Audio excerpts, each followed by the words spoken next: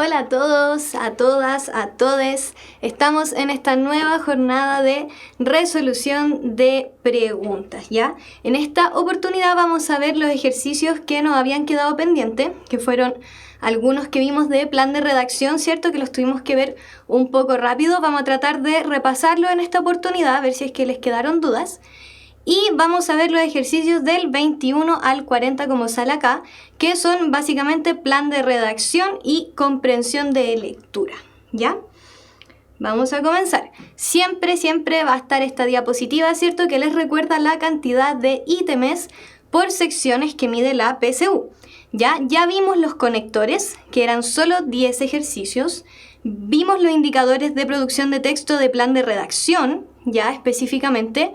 Nos quedaban algunos que vamos a terminar de ver hoy. Y vamos a pasar a los ítems de comprensión de lectura. Recuerden que tenemos vocabulario contextual, 15 ítems, y lo demás son 40 ítems de comprensión, ¿ya? Así que vamos a ver cómo nos va con eso el día de hoy. Bueno, esto ya lo saben, ¿cierto? ¿Qué es lo que evalúa el plan de redacción? Que es básicamente su capacidad para sintetizar textos, ¿cierto? Y recordemos que tenemos un esquema para eso. Primero tenemos que recordar la importancia del título. Ya recuerden que tenemos dos tipos de título, uno simple y otro compuesto, ¿verdad? Cuando es compuesto es cuando la información se centra en varios focos, ¿cierto? Ya lo pudimos ver con algunos de los ejercicios que estuvimos viendo la vez pasada, ¿cierto? Acá, bueno, tenemos las habilidades que mide el ítem, que ya la hemos visto, así que no me voy a detener, pero en esto sí es importante que nos detengamos para recordar, ¿cierto?, este esquema de ordenamiento. Recuerden que tenemos el tema, que es muy importante, ¿ya? Porque esto es lo que va a guiar finalmente toda la otra parte de este ordenamiento. La definición, el origen, la caracterización y finalmente los ejemplos, ¿ya? Recordar que siempre los ejemplos van a ir al final, ¿ya? ¿A qué nos referimos con definición o descripción?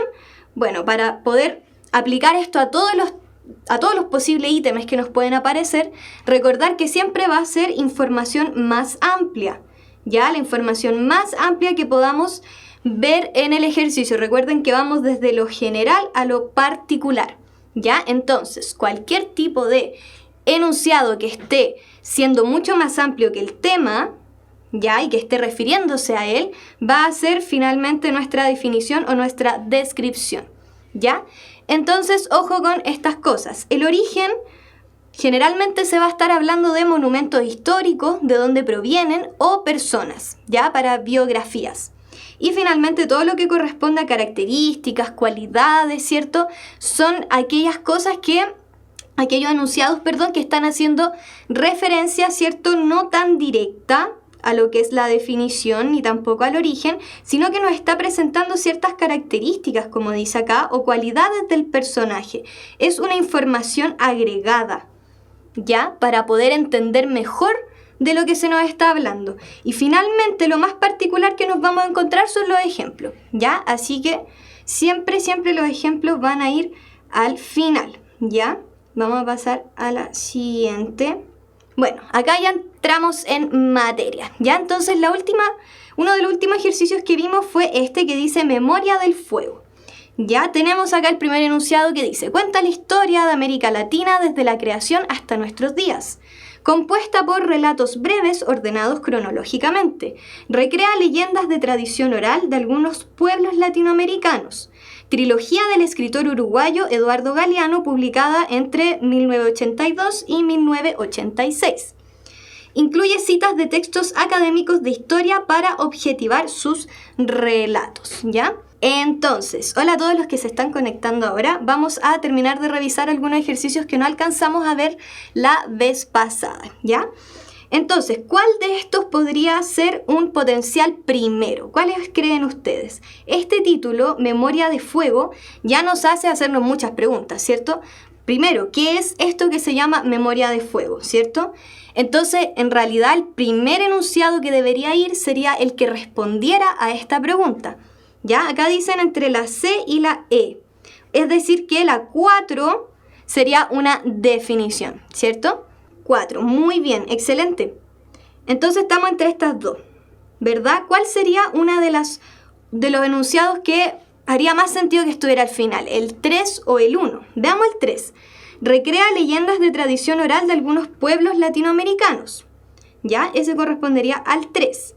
Y el 1 cuenta la historia de América Latina desde la creación hasta nuestros días. ¿Cuál tendría que ir antes? ¿Cuenta la historia de América Latina desde la creación a nuestros días o recrea leyendas de la tradición oral? La sé muy bien. Acá tenemos que recordar que siempre pueden haber dos alternativas que sean similares, que entren dentro de la misma categoría. Es decir, pueden haber dos ejemplos, ¿ya? O dos cualidades, o también dos definiciones, pero siempre nos vamos a quedar con la que sea más general, ¿ya? Bueno, luego iría la 1, ¿cierto? Como dicen por acá, cuenta la historia de América Latina desde la creación hasta nuestros días, ¿ya? Vamos a ver entonces. Claro, sería la C la correcta, ¿ya? Eso quiere decir que vamos a ir en un esquema de 4, ¿cierto? Recuerden que la C es la correcta. 4, 2, ¿ya? Y luego la 1. Claro, yo me había confundido, había empezado a ver la 3 y la 1, pero primero tenemos que ver por qué está compuesta, ¿cierto? Es decir, esto ya sabemos primero que es una trilogía del autor Eduardo Galeano, ¿cierto? Y luego tenemos que saber por qué está compuesta. ¿Qué son? ¿Son novelas? ¿Son relatos? ¿Son poemas? ¿Qué son? ¿Cierto? Desde el formato más físico, ¿cierto? Y luego vendría la 1, que es lo que cuenta finalmente. ¿Ya? Muy bien. Ya, la siguiente, esta también la vimos, ¿cierto? Vamos a ver al tiro la respuesta para ir entendiendo por qué es esta y no atrasarnos más, ¿ya? La otra las vamos a revisar con más tranquilidad. La D, entonces, partiríamos con un esquema de 4 primero, que sería el nacimiento de las civilizaciones. Recordemos que este título tiene dos ejes temáticos, la civilización y el desarrollo de las ciudades. Por lo tanto, uno de mis focos va a ser primero las civilizaciones, ¿cierto? Entonces, primero nacen las civilizaciones en estos lugares y luego comienza una serie de eventos, ya como el tema de la cosecha abundante, lo cual hace que crezca la población, ¿cierto? Y ahí tenemos que ir viendo el esquema lógico para la creación de las ciudades, ¿verdad?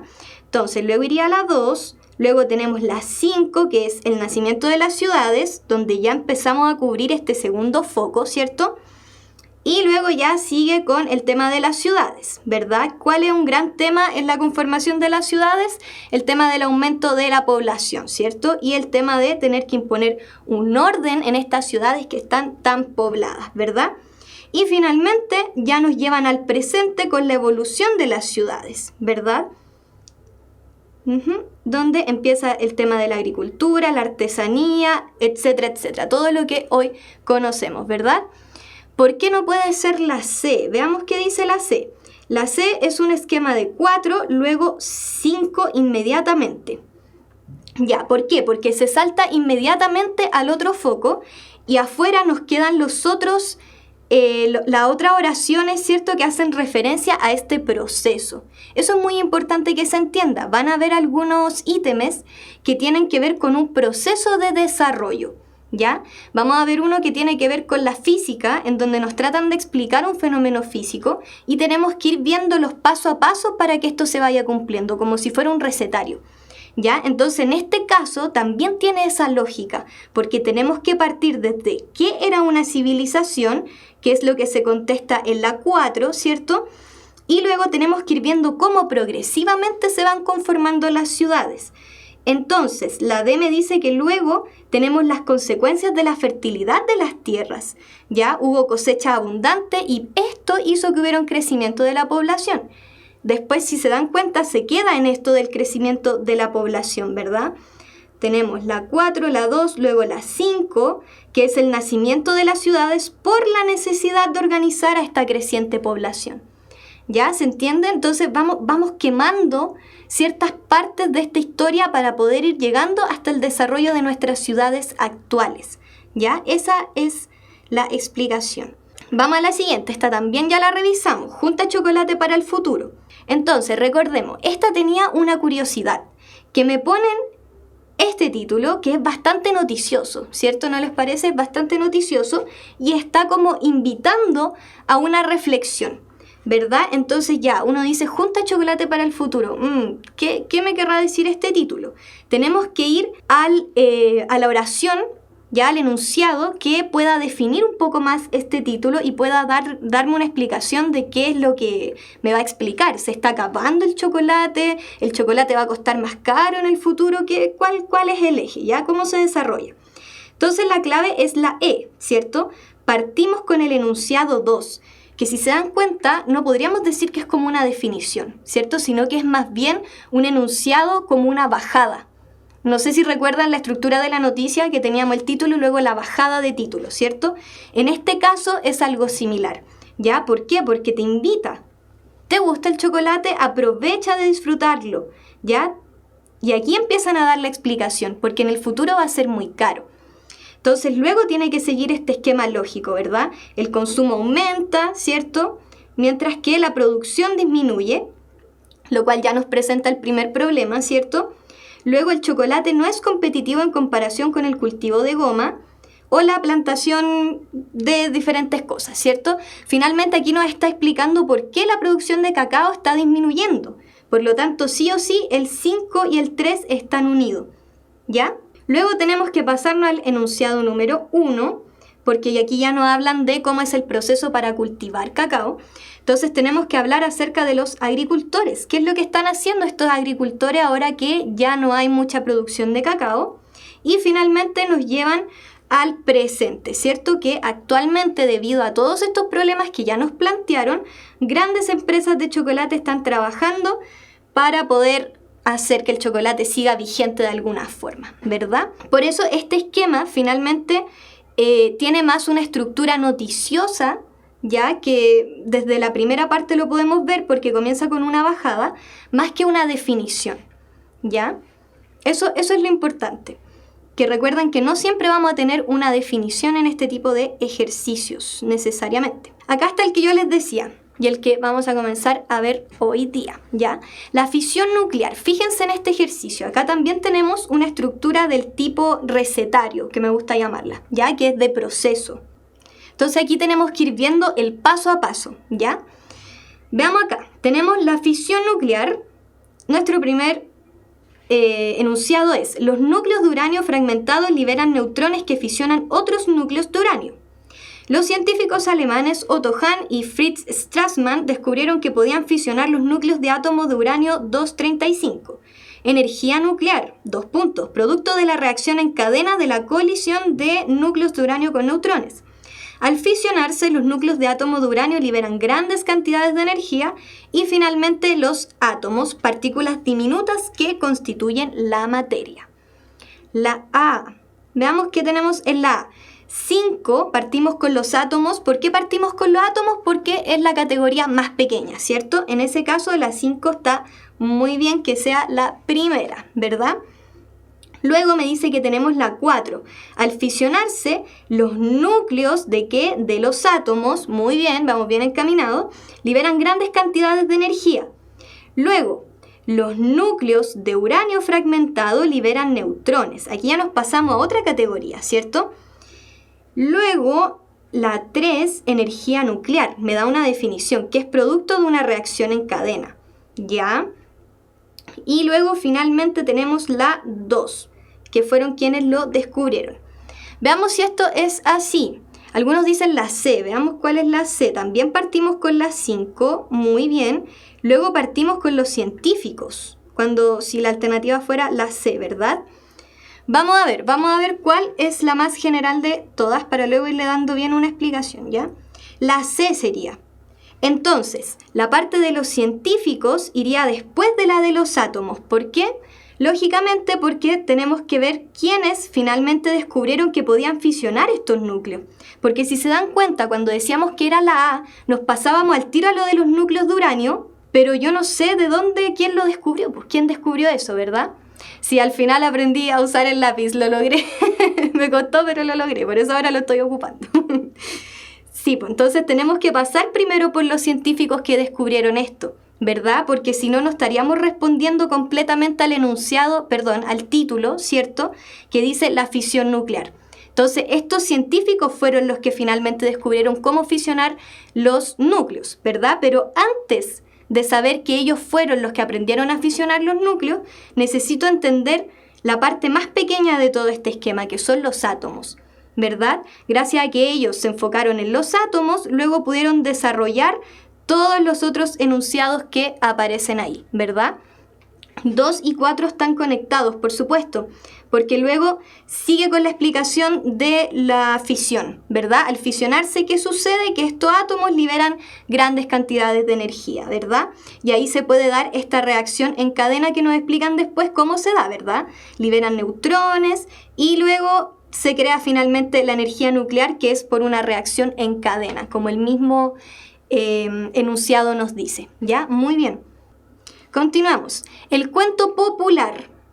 Vamos a ver, varios tipos de cuentos populares, entre los que destacan los cuentos maravillosos.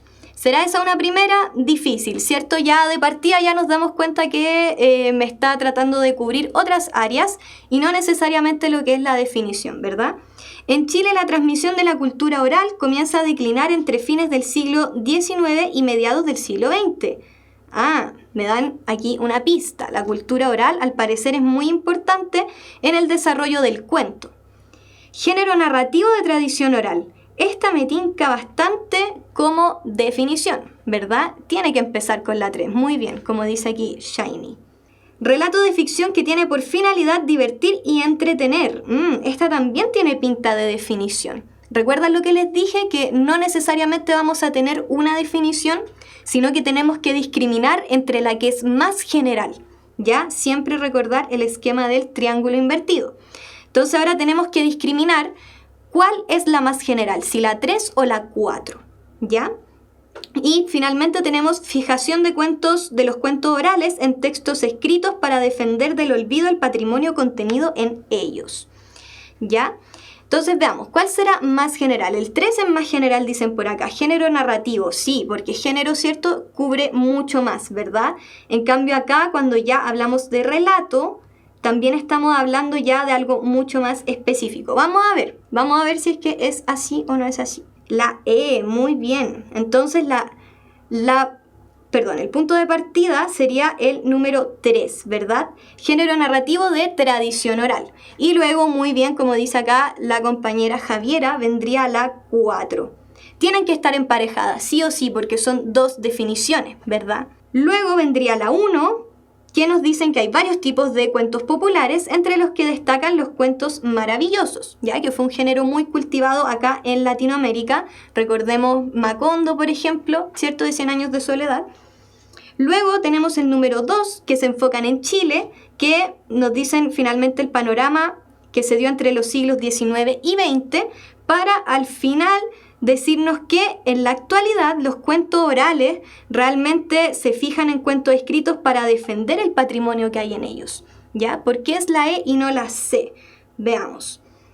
La C me da un esquema en el que primero me ponen la 2. Luego de que hablamos de este relato de ficción, me van directamente a la parte de Chile, ¿verdad? Pero me falta antes de llegar al panorama de Chile, eso mismo que dice el compañero Tomás. Hay que saber que hay varios tipos de cuentos, ¿ya? Y que uno de ellos fueron los cuentos maravillosos, y claro, si nosotros manejamos la información que ya sabemos del colegio, ¿cierto?, que a todos nos deberían haber pasado esta materia, sabemos que el cuento maravilloso fue mayormente cultivado en Chile, ¿ya? Entonces, por eso es lógico también que se pase luego de darme esta definición.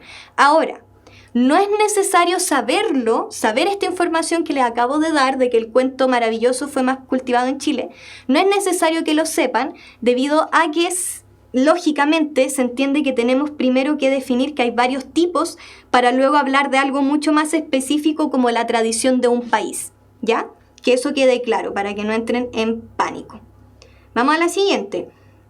Stanley Kubrick, ya para los entendidos en cine, ¿cierto? ¿Quién era Stanley Kubrick? Uno de los directores de cine más influyentes del siglo XX, ¿cierto? Acá ya tenemos una definición, una potencial definición. Pero luego acá abajo también me dicen que es un destacado cineasta, tanto por su estilo como por su simbolismo y precisión. otra potencial definición, ¿verdad? Recordar que cuando hablamos de personajes biográficos, ya con este esquema de biografía, tenemos que partir por la definición que sea más general en el sentido de que haga referencia a por qué él es conocido, ¿ya? Acá dicen que la B nació en Nueva York el 26 de julio de 1928. ¿Ya? Sí, es probable, vamos a ver, vamos a revisarla, ¿ya? Recuerden más o menos los tips que les estoy dando. Parte con la 1, ¿cierto? Yo también me arriesgo a que parta con la 1. Vamos a ver si es que es así. Llevó a la pantalla grande adaptaciones de novelas como La Naranja Mecánica y El Resplandor. ¿Ya? Ejemplo súper específico.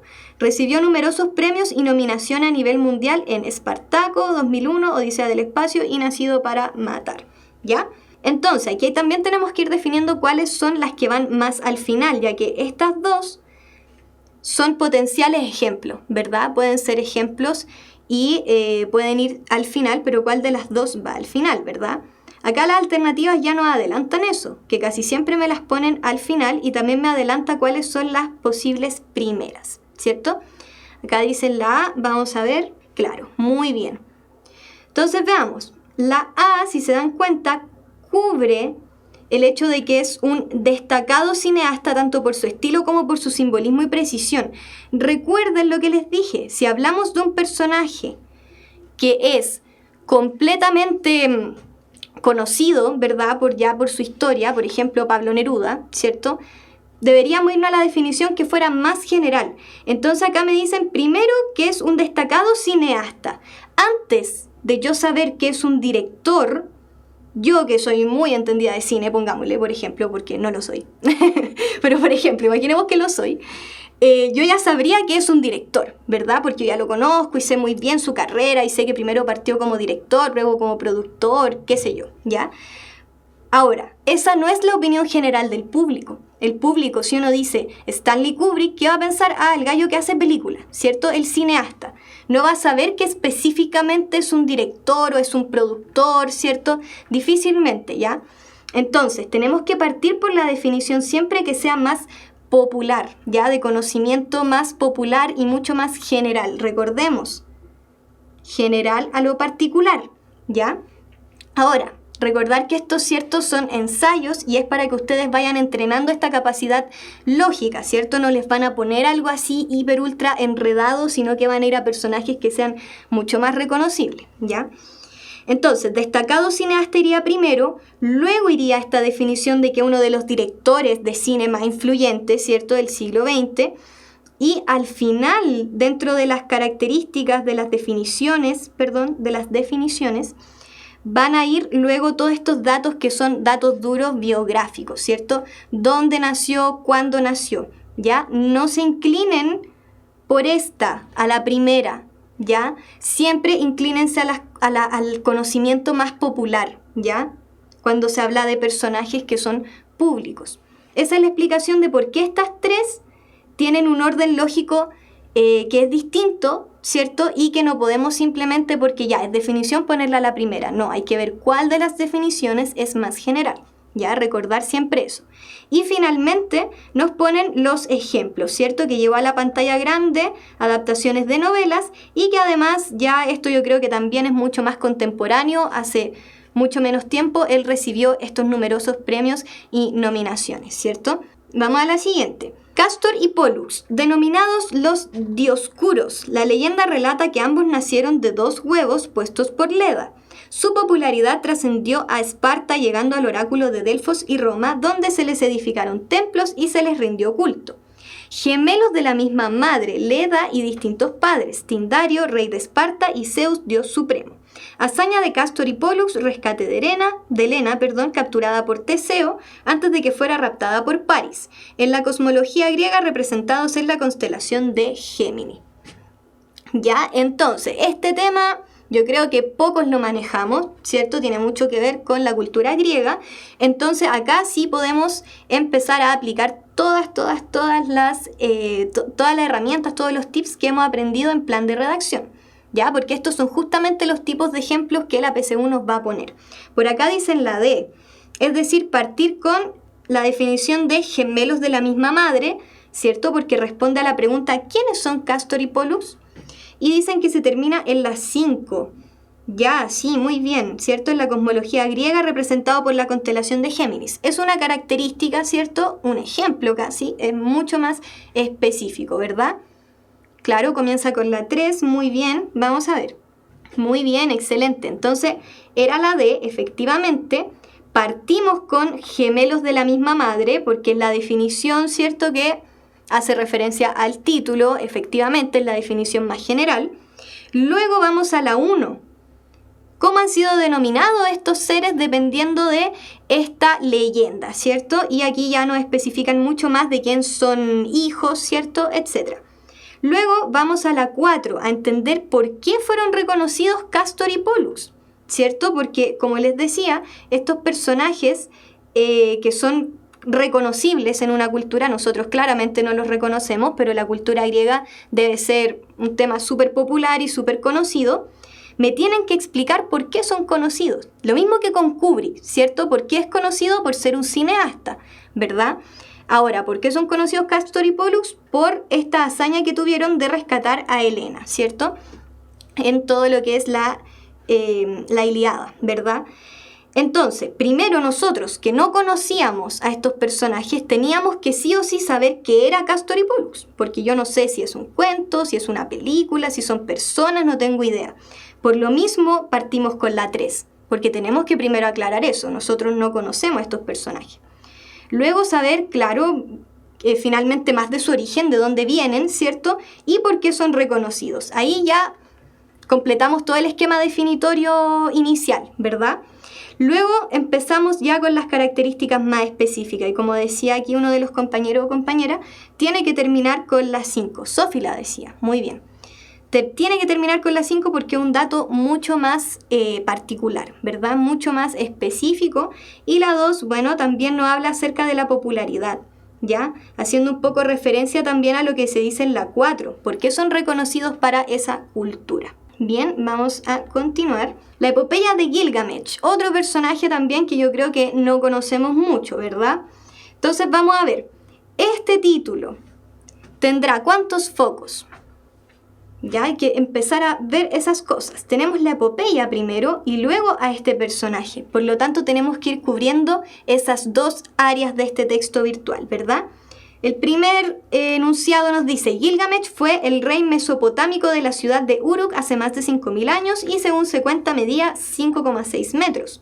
Los escribas asirios del tiempo del rey Asurbanipal en el siglo 7 a.C. dieron al texto su forma canónica. Acá nos están hablando del texto y acá nos hablan de Gilgamesh, ¿ya? Entonces aquí tenemos que ir viendo, ¿cierto?, cuál de los dos focos tenemos que ir quemando primero.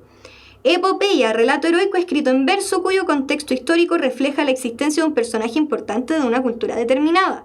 Muy bien, como acá dicen, parte con la 3, ¿verdad? Sí o sí, porque es una de las definiciones más generales. La C, muy bien. Sus hazañas lo llevaron a la búsqueda de la inmortalidad, por lo que es considerado el primer héroe épico. Esto hace referencia a Gilgamesh, ¿cierto? Episodios célebres, viaje a los mares de los muertos y diluvio universal. También haciendo referencia al texto, ¿verdad? Vamos a ver. Y claro, era la C evidentemente, ¿cierto? Ustedes que ya son muy rápidos saben exactamente por qué, ¿cierto? Parte con la definición de epopeya y luego seguimos con el foco en Gilgamesh, ¿verdad? Muy bien, Tomás Berrío, sí, empieza con la 3 y sigue con la 1, excelente.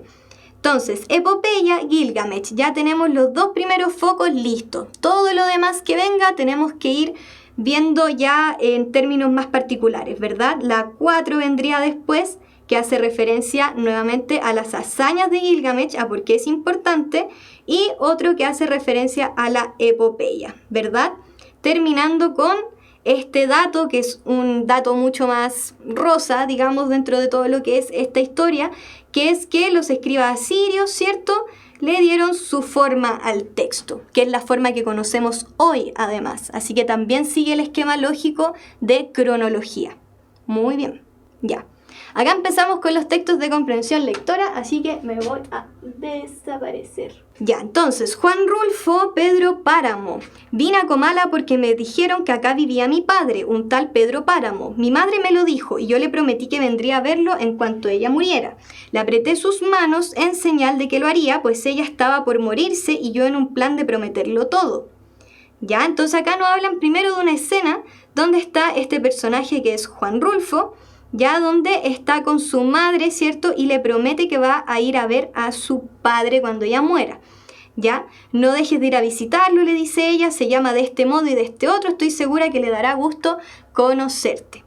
¿Ya? Entonces, no pude hacer otra cosa sino decirle que lo haría, y de tanto decírselo, se lo seguí diciendo aún después de que mis manos les costó trabajo zafarse de sus manos muertas. La primera pregunta que tenemos tiene que ver con esta palabra, así que para que la reflexionen mientras tanto. ¿Qué es zafarse? Todavía antes me había dicho, no vayas a pedirle nada. Ojo acá, exígele lo nuestro, lo que estuvo obligado a darme y nunca me dio. El olvido que nos tuvo mi hijo, cóbraselo caro. Lo primero que debería preguntarme yo al leer este tipo de párrafos es sí o sí, ¿por qué el personaje va a hacer este viaje? Está hablando de que va a ir a ver a su padre, ¿cierto? ¿Por qué lo va a ir a ver? Al parecer porque nunca él estuvo presente, ¿verdad? El olvido que nos tuvo, le dice la mamá. Pero pensé cumplir mi promesa hasta que ahora pronto comencé a llenarme de sueños, a darle vuelo a las ilusiones y de este modo se me fue formando un mundo alrededor de la esperanza que era aquel señor llamado Pedro Páramo, ¿cierto? Entonces fue a Comala por ese motivo. Era ese el tiempo de la clanícula, que acá tenemos la definición, que es un periodo del año en el que hace mucho calor. Esto también es un factor importante. Sí, perdón, Juan Rulfo es el autor, me confundí, perdón.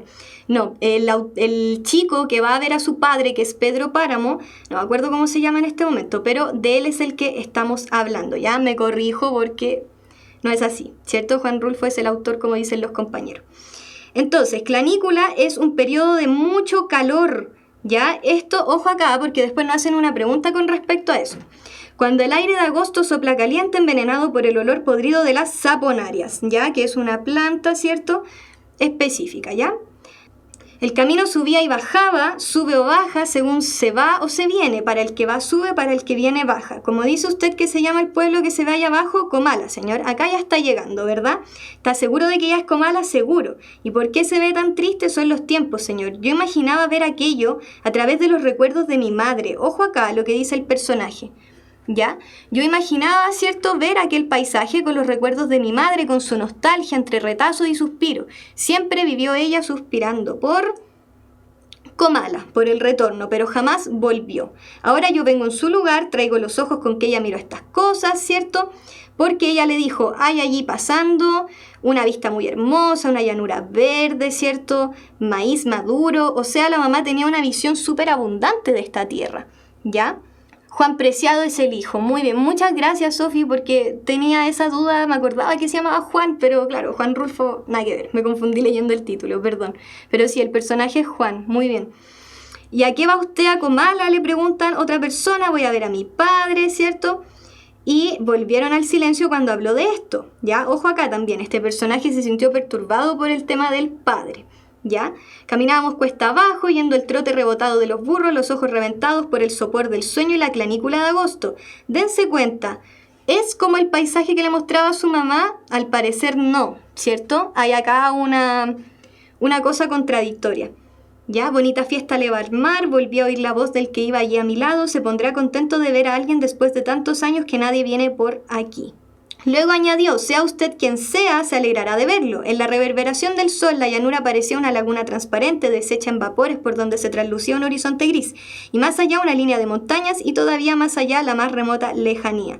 ¿Y qué tranzas tiene su padre? No lo conozco. Ah, ya, aquí vamos ya entrando a la historia, ¿cierto? Se llama Pedro Páramo, y aquí el personaje al tiro le dice, ah, vaya. Y otra vez el del arriero, lo vuelven a destacar.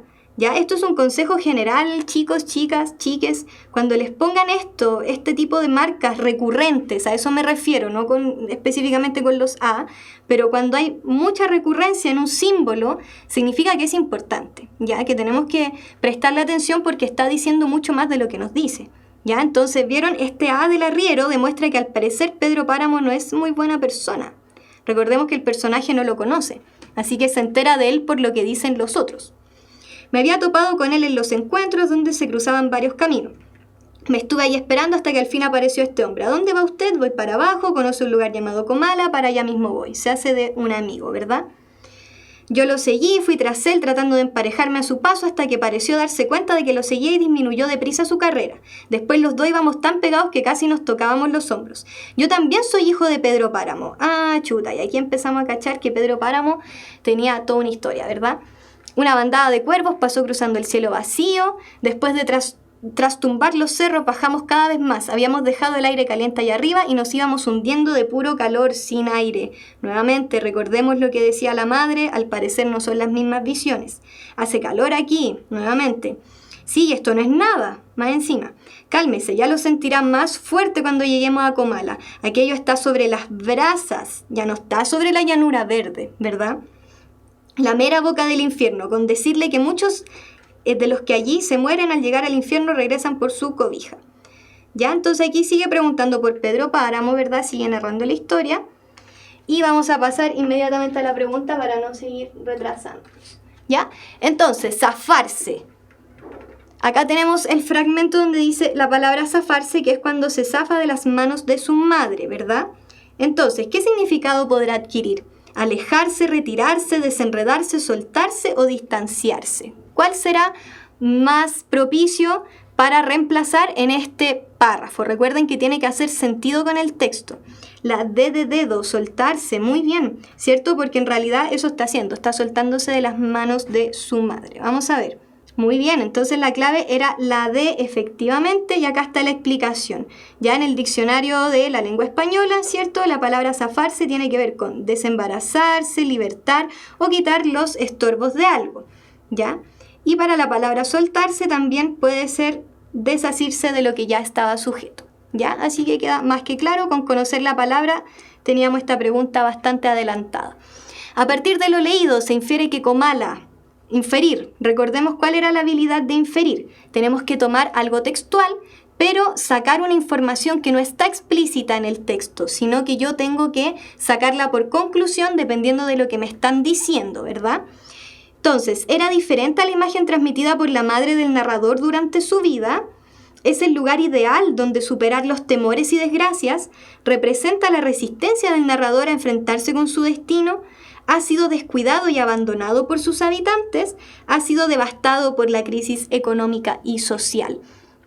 Una conclusión, claro, sería como sacar un razonamiento, tal vez no tanto una conclusión, sino sacar un razonamiento acerca de por qué esto que me están diciendo textual acerca de esta ciudad es de esta manera. ¿Qué quiere decir el autor al darme esta definición de Comala? ¿Ya? Entonces, acá me dan una serie de alternativas que representan 5 posibles inferencias, digamos. Por supuesto, teniendo en cuenta que hay 2 que son más correctas y el resto son completamente erróneas, ¿ya? Entonces, ahí juegan con su capacidad de sintetizar, de analizar y de inferir, ¿ya?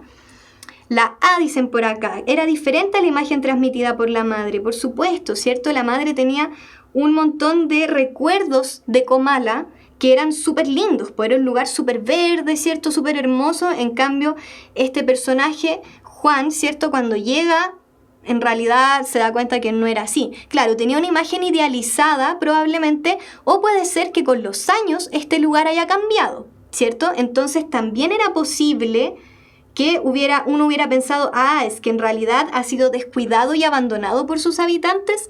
Ya, pero en el texto no me hablan de los habitantes de Comala, ¿cierto? Me hablan acerca de la gente que se va encontrando Juan en el camino, pero no me hablan más de eso.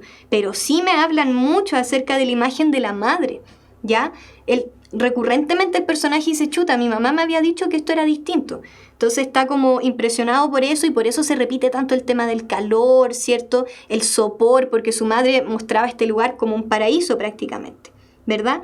Bueno, y aquí está el párrafo que yo les decía, ¿cierto? La madre ahí dice, hay ahí una vista hermosa, una llanura verde, maíz, ¿cierto? Y ahí nos podemos dar cuenta que la visión es totalmente distinta a lo que es en realidad. Ya, vamos a la siguiente. Bueno, aquí también ya les puse otra cita donde hace la contraparte, ¿cierto? Lo que les decía, que hace calor y esto no es nada, le dice el otro. Cada vez había más calor sin aire. Finalmente era completamente contraria a la realidad a lo que la madre decía.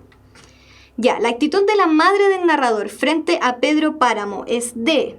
Pedro Páramo, recordemos, el papá. ¿Es una actitud de venganza, de desesperación, de melancolía, de resentimiento o de ambición? ¿Qué siente la madre hacia Pedro Páramo?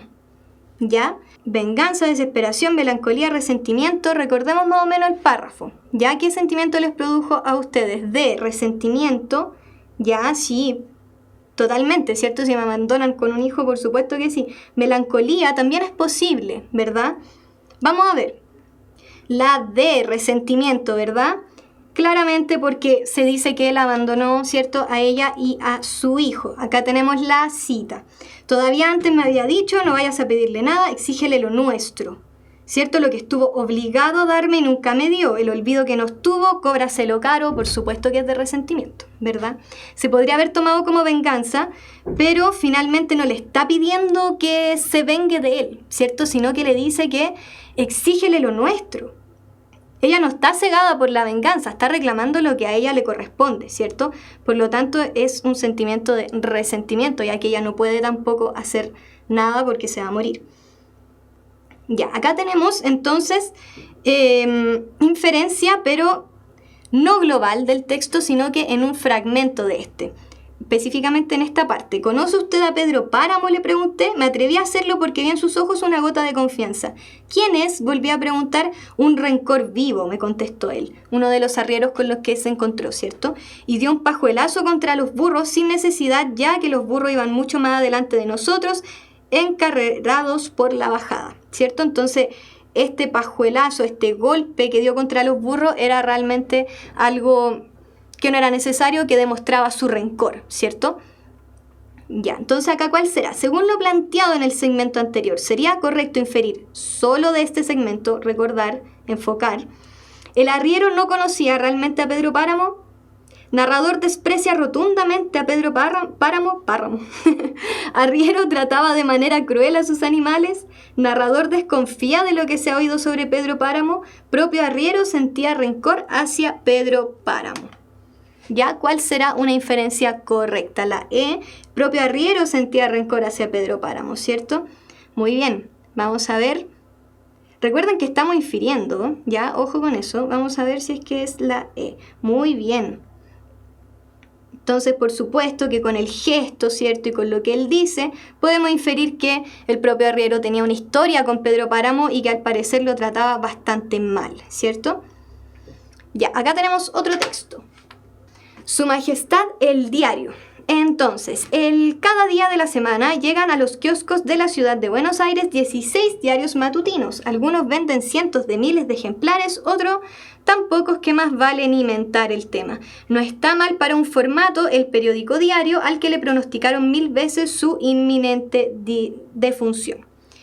Entonces, el texto nos va a estar hablando acerca de los diarios y acerca de cómo ha ido cambiando la relación de los ciudadanos, ¿cierto?, de las personas con la información ahora ya que es mucho más tecnológica, ¿cierto?, y no en papel. Sobre el diario se han desencadenado las plagas de Egipto, dice, o sea, estamos mal con el diario. Reinaba soberano en el siglo XIX, antes era muy bacán, pero ahora debe lidiar, ojo con esta palabra, lidiar con la radio, el cine y la televisión. Es decir, tiene que competir de alguna forma, ¿verdad? Últimamente con internet y la blogosfera, el auge de la telefonía, el diario sobrevivió igual. El diario es como un libro. Uno de esos muertos que gozan de buena salud, ¿ya? O sea, que sigue siendo parte, ¿cierto? No solo es actor de la vida social, sino que puede ser protagonista de ella. O sea, aún hay una vigencia del diario. El diario encierra una paradoja. Acá me la explican. Es un objeto a la vez trascendente, pero a la vez banal. Un diario puede provocar una crisis de gabinete, una corrida bancaria o directamente cambiar la historia, pero su vida es fugaz como las de algunas rosas que florecen y se agostan. Agostar es secar, se los puse ahí al ladito. En pocas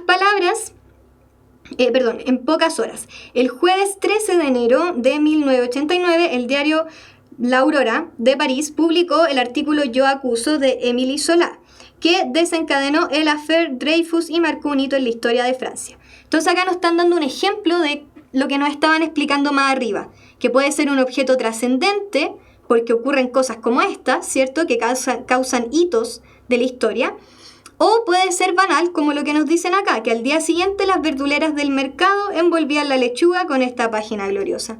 Un diario puede serlo todo durante 24 horas, al siguiente amanecer lo reemplaza una nueva edición. Pasa entonces a cumplir su segunda función, ser fuente de la historia, que no es sino... Ser fuente de la historia, ¿cierto? Su segunda función, que no es sino la reconstrucción de la vida que se ha quedado apresada en ciertos documentos y sobre todo en un inmenso mar de papel diario. ¿Ya? Vamos a la siguiente. Esa función ya la cumplían los antiguos papiros que Plutarco escrutaba para reconstruir lo sucedido siglos atrás. Escrutar, ¿cierto?, es registrar, ¿ya? Miles de personas leen los diarios en internet, lo que demuestra, otra palabra en contexto, una vez más que los nuevos medios técnicos no se excluyen, sino que pueden convivir y hasta aprovechar unos de otros. ¿Por qué ha sobrevivido el diario, un medio que es lento, costoso y difícil de producir? Porque su capacidad sintetizadora para ordenar el caótico flujo de la información no ha podido ser reemplazada. Entonces acá esto es súper importante cuando nos encontramos en esta parte de un texto donde nos explica el por qué está haciendo en realidad este texto, que es para hablar acerca de las características que tiene el diario para mantenerse vigente. Acá tenemos el punto central del texto. A él le parece que por su capacidad sintetizadora y para ordenar este caótico flujo de información, porque es un formato mucho más pequeño el diario, ¿cierto?, es que no ha podido ser reemplazado.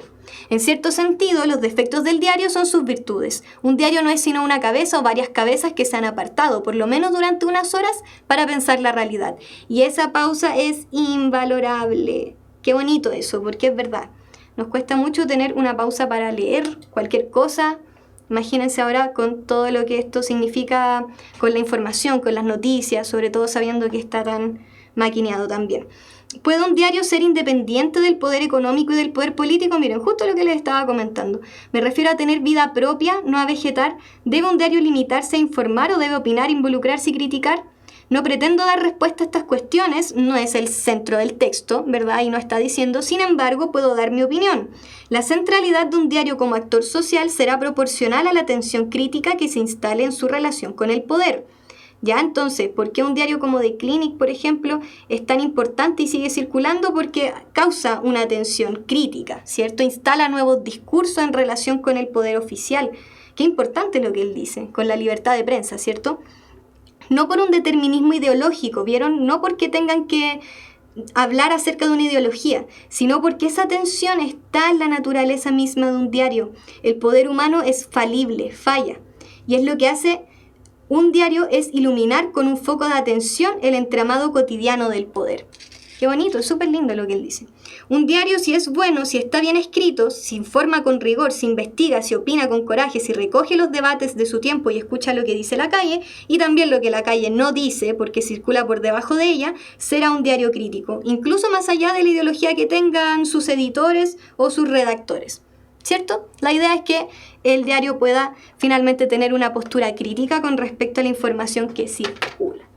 He vuelto. Entonces, ¿cuál es el sentido de la palabra lidiar en el contexto del segundo párrafo del fragmento leído? Ya recuerden que ese párrafo, ¿cierto?, hablaba acerca de lidiar con la televisión, con la radio, ¿cierto?, y con los diferentes medios tecnológicos que han ido apareciendo. Entonces, ¿cuál será el sentido? Luchar porque el diario combatió con el cine, la radio y la televisión, discutir porque el diario generó polémica en relación a otros medios, competir porque el diario se disputó con la radio, el cine y la televisión en un espacio de la sociedad, enfrentar porque el periódico se opuso a otros medios como la radio, el cine y la televisión por ser un protagonista social, rivalizar, porque el diario desafió a otros medios como la radio, el cine y la televisión. La C, muy bien. Muy bien, vamos a ver. Y por supuesto la clave era la C. ¿Por qué? Que era la pista más importante que nos daban. Era el hecho de que estaba compitiendo por un espacio en la sociedad y que finalmente se lo ganó, ¿cierto? De alguna manera sigue vigente. Y recuerden que este era el foco del texto, ¿ya? Se enfocaba mucho más en lo que socialmente significaba el diario, ¿cierto? En vez de enfocarse en cómo finalmente el diario le ha costado mucho seguir vigente, no, ¿cierto? No podría hacer esta por lo mismo.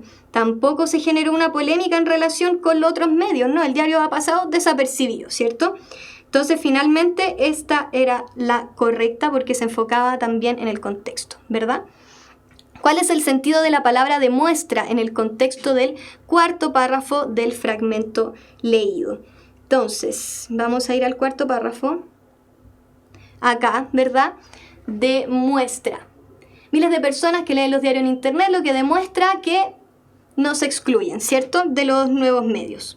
Entonces, demuestra, manifiesta porque la lectura masiva de diarios por internet evidencia la existencia de diferentes medios técnicos, enfatiza porque la masificación de diarios en internet refuerza la compatibilidad de diferentes medios técnicos, explica porque el incremento de personas que se informa a través del diario por internet justifica la multiplicidad de medios existentes, confirma porque el gran número de personas que lee diarios por internet reafirma la posibilidad de coexistencia de diversos medios técnicos, o fundamenta porque el aumento de diarios por internet apoya la idea de que los diversos medios técnicos no interfieren en la entrega de información. Entonces dicen que es la D, muy bien, vamos a ver, explica, porque el incremento de personas que se informa a través del diario por internet justifica la multiplicidad de medios existentes. Y no, la respuesta correcta era la D. ¿Por qué? Confirma, porque el gran número de personas que leen los diarios por internet reafirma la posibilidad de existencia de diversos medios técnicos, ¿cierto? Entonces era la D, muy bien, excelente. Vamos a seguir, yo creo que quedó claro más o menos el por qué. Según el fragmento leído, ¿por qué el diario ha sobrevivido a las nuevas tecnologías y al tiempo? ¿Ya? Veamos según esto, bueno, cuando dice fragmento leído realmente es todo el texto, ¿ya? Porque no... Sí, perdón, estaba leyendo las respuestas de más arriba y me confundí porque veía C y dije, no, verdad, las más nuevas están acá abajo. Así que excelente, chicos, chicas, era la D. Entonces, según el fragmento leído, ya acá no nos ponen ningún fragmento, por lo tanto se refiere a la totalidad del texto, ¿cierto? Si no, nos pondrían al menos un cuadrito como en la pregunta anterior de Comala, ¿verdad? ¿Por qué el diario ha sobrevivido a las nuevas tecnologías y al tiempo? Porque reconstruye los hechos históricos pasados, porque se ha ajustado a las exigencias de la vida actual, porque es independiente del poder económico y político, porque tiene la virtud de provocar diversos efectos en la sociedad o porque posee una capacidad sintetizadora para ordenar la información. La de Espíritu Santo, ya, muy bien, excelente, súper, ¿verdad? Hicimos harto énfasis en esa parte del texto y efectivamente es la E, ¿ya? ¿Por qué? Porque su capacidad sintetizadora para ordenar lo caótico no puede ser reemplazada. Excelente. De lo planteado en los dos últimos párrafos se puede inferir que para el emisor, en la actualidad no hay diarios independientes de los gobiernos y de las empresas.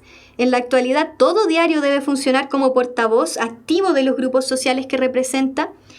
Todo diario, lo planteado dice que solo la calidad de la entrega de la información permitirá la independencia ideológica de un diario. Los diarios funcionan como orientadores para la ideología del ciudadano común, o es un hecho inevitable que en cada diario se refleje la ideología de sus editores. ¿Ya? La C. Solo la calidad de la entrega de la información permitirá la independencia ideológica de un diario. Ya, muy bien. Cierto que fueron los dos últimos párrafos que estuvimos leyendo y efectivamente esa es la respuesta correcta, ¿cierto? Que es lo que habíamos visto. Si un diario es bueno, está bien escrito, informa, investiga, opina, etcétera, etcétera, etcétera. Y también lo que la calle dice, o sea, si agarra todo esto, puede ser, ¿cierto?, puede ser bueno incluso si va más allá de la ideología de quienes lo hacen, ¿cierto? La idea es que sea así, que tenga una ideología totalmente independiente y crítica frente a lo que está ocurriendo. Ya, tenemos la 34. En el contexto del tercer párrafo, ¿por qué el diario es un objeto que encierra una paradoja? ¿Se acuerdan que lo vimos que decía hay una paradoja en el diario? ¿Por qué? Porque representa información banal que se interpreta como trascendente, porque es más antiguo que el resto de los medios, pero usa un formato actual. porque entrega información que provoca interés y confusión en los lectores, porque es considerado tanto banal como trascendente o porque es utilizado para cambiar y reconstruir la historia. La D, muy bien, porque es considerado tanto banal como trascendente. Entonces aquí está, lo dice textualmente, ¿cierto? Cuando habla acerca de esta cuestión que ocurre en el diario La Aurora, ¿cierto? Que hubo un hito en la historia, pero que luego al día siguiente este diario fue utilizado para envolver lechuga, ¿verdad? Por lo tanto puede ser banal y trascendente a la vez. Muy bien. Según el emisor, un buen diario es un medio de comunicación que comparte las mismas características. Es un diario es un medio de comunicación, ¿cierto? Bueno, porque comparte las mismas características del libro, porque se ha adaptado a las nuevas tecnologías, porque es capaz de renunciar a lo que dice la calle, porque es crítico de la información que presenta, porque es limitado por los otros medios de comunicación. ¿Ya? ¿Por qué? ¿Cuál es un buen diario? Buen diario es un medio de comunicación que, nuevamente, es crítico de la información que presenta. Excelente, por supuesto, es lo que hemos estado hablando todo el tiempo, ¿verdad? Y acá lo dice. Me refiero a que este diario debe tener vida propia, ¿cierto? No debe limitarse, sino que tiene que centrarse en un diario como actor social que revele una atención crítica, ¿verdad? Con respecto al poder. Excelente. ¿A qué se refiere la expresión el diario es como un libro, uno de esos muertos que gozan de buena salud? En el segundo párrafo se refiere al rol social del diario y del libro, a la resistencia al cambio del diario y del libro, a la vigencia del diario y del libro, al aspecto revolucionario del diario y del libro o a los atractivos temas del diario y del libro. ¿Por qué los compara? El diario es como un libro, uno de esos muertos que gozan de buena salud. La C, dice por acá José, Javiera, C también, a la vigencia del diario y del libro. Muy bien, vamos a ver. La C, excelente. Y acá está la cita que lo respalda. Miles de personas leen los diarios en Internet, lo que demuestra que los nuevos medios técnicos no se excluyen, sino que pueden convivir y hasta aprovecharse unos de otros para transmitir información. Muy bien. ¿Cuál es la idea principal del tercer párrafo? La paradoja que representa el objeto diario, la crisis de gabinete que ocasiona el objeto diario, la lectura que hace de la historia el objeto diario, la trascendencia social que tiene el objeto diario o la reconstrucción de la historia que hace el objeto diario. Vamos a ir al tercer párrafo para recordarlo, ¿ya? Ahí está, el diario encierra una paradoja, ¿ya? Dijimos que el diario encierra una paradoja y acá en el fragmento 3 es donde se habla acerca de lo trascendental y de lo banal que tiene, ¿verdad? Esa parte ya la habíamos leído, es solo para apuntar que está ahí y recordar, ¿verdad? Muy bien, entonces, ¿cuál sería en esa parte? Sería la A, dicen por acá, en esta, perdón, en esta, ahí sí. La A, la paradoja que presenta el objeto diario, ¿verdad? Vamos a ver. Por supuesto, y aquí estaba el párrafo. Bien. Voy a desaparecer una vez más. Bien, estas ya son las últimas preguntas que nos quedan. Informa y revela baja en Alerce, pero aumento en bosque nativo. Reporte de CONAF plantea que las erupciones volcánicas, incendio y tala de árboles han iniciado en la pérdida de especies protegidas. Ya, entonces acá nos van a hablar acerca del aumento en el bosque nativo, pero al mismo tiempo en la baja en Alerce, ¿ya? Las erupciones de volcanes, los incendios y también la tala de árboles han mermado la superficie de especies claves como los alerces, araucarias y lengas entre el 2005 y el 2015. Se trata de flora que está altamente protegida, pero que aún así se ha visto reducida su cobertura en el país, ¿verdad? Debido al tema de las erupciones volcánicas, los incendios y la tala, tenemos una baja de estas especies. El reporte sobre el estado del bosque, tanto originario como el introducido para la explotación comercial, fue elaborado por la Corporación Nacional Forestal, que es la CONAF, en el marco del Proceso de Montreal, convenio promovido por las Naciones Unidas, donde los países se comprometen a cumplir con los indicadores de sustentabilidad en torno a la flora. La investigación plantea que el bosque siempre verde ha descendido en 41.559 hectáreas, seguido por robles y lengas, ambas con 24 hectáreas menos que hace 15 años. Entonces acá nos están mostrando las bajas que ha sufrido el bosque nativo, ¿cierto? También la superficie de alerces y araucarias muestra una baja en 722 y 8.648 hectáreas respectivamente, pese a tener la categoría de monumento, lo que implica que no se pueden talar. Entonces acá vemos que no hay una correlación, ¿cierto?, entre lo que está revelando el informe y lo que se hizo en el acuerdo de Montreal, ¿verdad? En el proceso de Montreal, perdón. Acá tenemos completamente la contradicción. Se dijo que había que protegerlos y no está siendo así. El director de la CONAF, Aaron Cavieres, afirma que la menor cantidad de ejemplares se explica por desastres naturales. Ya lo que ha afectado de manera más severa, ojo acá, pregunta de vocabulario en contexto, a las regiones de los ríos y los lagos donde han desaparecido 12.000 hectáreas. A esto se suman los incendios forestales, que son cada vez más frecuentes, dice la autoridad. Otro factor que impacta en las especies emblemáticas es que se mide de mejor manera la superficie arbórea a través de satélites o fotos. Con todo, según el Reforme, la masa total de flora nativa ha aumentado, a pesar de todo ha aumentado, ¿cierto?, en 126.000 hectáreas en el país, especialmente la cobertura del bosque típico de la zona central de Chile. Una de las razones para este crecimiento a nivel general es la disminución de áreas agrícolas, ya, es decir, que ya no se están utilizando para el cultivo, a lo que se suman proyectos para forestación de lugares degradados. Cuando sucede esto, raulíes y coigües se recuperan de manera rápida, agrega el director de CONAF. Ya, conservación. Francisco Esqueo, biólogo de la U de La Serena, señala que la creación de parques, reserva y monumentos ayuda a conservar los bosques. Ya, esta sería una forma de solucionar. Hay especies con menor grado de protección como los robles en la zona mediterránea del país, lo que coincide con el sector más poblado de Chile. ¿Ya? Entonces se llama aumentar las áreas verdes. ¿Por qué es importante mantener los bosques sin intervención? Andrés Mesa, gerente de áreas protegidas de la CONAF, dice que es relevante porque son generadores de reservas de agua. ¿Ya? Retienen gases con efecto invernadero, ¿cierto? Y son símbolos de turismo. Entonces, ¿por qué tenemos que conservarlos, ¿cierto?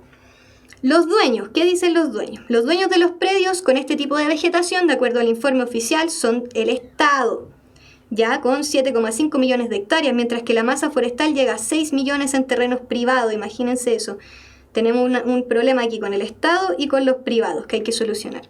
Uno de los mayores protectores de bosques es el empresario ecologista, por supuesto, Douglas Tompkins, quien a través del Parque Pumalín mantiene 25% del total de alerces a nivel nacional, lo que equivale a 52.000 hectáreas. Hernán Mladinic, puede ser, director de la Fundación Pumalín, aclara que es una labor compleja, nuevamente vocabulario en contexto. ¿Por qué es complejo? Es compleja la conservación de la vegetación debido a amenazas como la extracción de leña o bien las normas que permiten sustituir el bosque por otros tipos de plantaciones. Pese a los esfuerzos públicos y privados por proteger, hay casos emblemáticos de zonas afectadas por la deforestación. En el informe se relata que en la isla de Chiloé, 10.230 hectáreas nativas pasaron a ser praderas y matorrales. Qué triste. Esto ocurrió debido a una norma que permitía convertir estos espacios en terrenos cultivables entre el 97 y el 2013. La regulación que permitía la tala fue derogada por el daño que causaba al ecosistema insular. Ya el director de CONAF dice que también han permitido juicios por talas no autorizadas, como la llevada a cabo por una empresa que trabajaba para Harvard. También quería plantar eucaliptus donde antes había árboles nativos, lo que llevó a que el Estado emprendiera un juicio que finalmente ganó. Asimismo, han crecido las plantaciones forestales para su venta. En 2000 había 1,8 millones y hoy alcanzan los 2,3 millones de hectáreas. ¿Ya? Está muy largo este texto, hiper largo. Pero nos da mucha información, igual que súper relevante, ¿ya? Para entender qué pasa con los bosques. ¿Cuál es el sentido de la palabra severa en el contexto del quinto párrafo del texto? Violenta, porque los desastres naturales facilitan la deforestación. Dañina, porque los desastres naturales impiden la plantación de otras especies. Peligrosa, porque los desastres naturales producen efectos negativos. Excesiva, porque los desastres naturales generan consecuencias de gran magnitud en los bosques nativos. O devastadora, porque los desastres naturales causan la disminución de los bosques. Entonces, esto nos dicen que sale en el quinto párrafo. El director de la CONAF afirma que la menor cantidad de ejemplares se explica por desastres naturales como erupciones volcánicas, ¿cierto? Lo que ha afectado de manera más severa a las regiones de los ríos y los lagos. Ahí está la palabra, ¿cierto?, que habla acerca de los incendios forestales y que hacen cada vez más difícil la conservación, ¿verdad? pucha, se las di. La clave es la E. Muy bien, José. Entonces es devastadora, ¿verdad? ¿Por qué? Porque los desastres naturales causan la disminución de los bosques, que es básicamente en lo que se detiene todo el texto, ¿verdad? La palabra aporte, ¿qué significará en este contexto? Ayuda, cooperación, intervención, contribución o participación en el contexto de los bosques forestales. Ya, recordar, ¿cómo podrá ser un aporte? Aporte. Vamos a pasar inmediatamente a la respuesta. Sería la D, contribución. Miren, y acá estaba el párrafo, era en el 8. ¿Ya? ¿Por qué es importante entonces? Otro factor menos conocido es el aporte de estas masas boscosas a la investigación. ¿Ya? Entonces acá estamos hablando de una contribución para poder investigar más adelante, ¿verdad? Acá es donde estaba la palabra, para que la puedan ver. ¿Ya? Y es cuando habla acerca de cómo poder mantener estos bosques sin intervención. ¿Ya? Y por último, la última pregunta que vamos a ver en este día, ¿cuál es el sentido de la palabra compleja en el contexto del 10º párrafo del texto leído? Confusa, porque la conservación de los bosques requiere de políticas más claras para su ejecución. Problemática, porque la misión de conservar la vegetación provoca conflictos. Dificultosa, porque la tarea de conservar la vegetación enfrenta amenazas de diversa índole. Irregular, porque la labor de la conservación carece de normativas, o enredada. Y la respuesta sería la C. Pasé inmediatamente porque tenemos que terminar. Es dificultosa porque la tarea de conservar la vegetación enfrenta un montón de amenazas, ¿cierto? De diversa índole, que ya pudimos ver que era un texto re largo para poder explicarnos eso, ¿verdad? Y ahí es donde está. ¿Ya? Entonces, eso fue lo que vimos por el día de hoy, ya hasta la pregunta 40. Ya aquí les dejo la última diapositiva que dice: ánimo, ustedes pueden. Vamos a seguirnos encontrando, entonces nos quedan algunas clases más para seguir viendo comprensión de lectura y espero poder darles buenos tips, ya, para que les vaya súper bien. Mucho ánimo, chao, chao.